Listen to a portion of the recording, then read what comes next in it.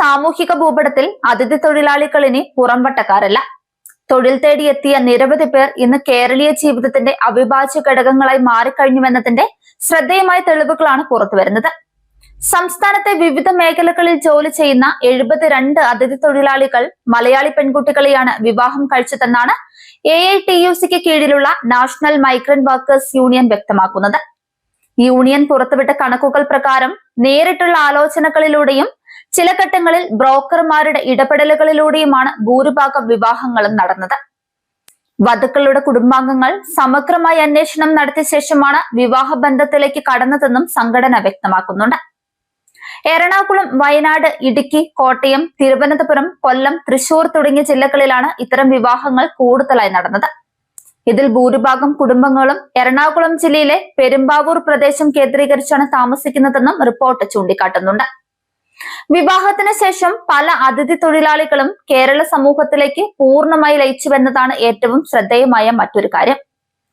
ഇവരിൽ പലർക്കും ration card ഉൾപ്പെടെയുള്ള ഔദ്യോഗിക രേഖകൾ ലഭിച്ചിട്ടുമുണ്ട്.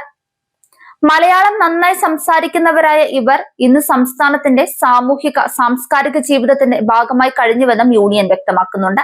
സംസ്ഥാനത്ത് ഏകദേശം 3000-ഓളം അതിഥി തൊഴിലാളികൾ വോട്ടർ പട്ടികയിൽ പേര് ചേർത്തിട്ടുണ്ടെന്നും സാമൂഹിക ഏകീകരണത്തിന് മറ്റൊരു സൂചനയായി പറയാം.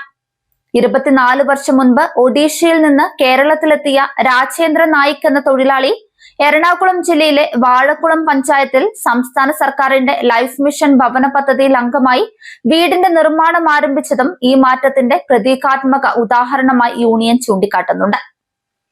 അതേസമയം അതിഥി തൊഴിലാളികൾ നേരിടുന്ന തൊഴിൽ, സാമൂഹിക, നിയമപരമായ പ്രശ്നങ്ങൾ ചർച്ച ചെയ്യുന്നതിനായി AITUCയുടെ നേതൃത്വത്തിൽ ജനുവരി 25, 26 തീയതികളിൽ കോട്ടയത്ത് ദേശീയ കോൺക്ലേവ് സംഘടിപ്പിക്കുമെന്നും സംഘടന അറിയിച്ചു. രാജ്യത്തിന്റെ വിവിധ ഭാഗങ്ങളിൽ നിന്നുള്ള പ്രതിനിധികൾ കോൺക്ലേവിൽ പങ്കെടുക്കുമെന്നും അധികൃതർ വ്യക്തമാക്കിയിട്ടുണ്ട്.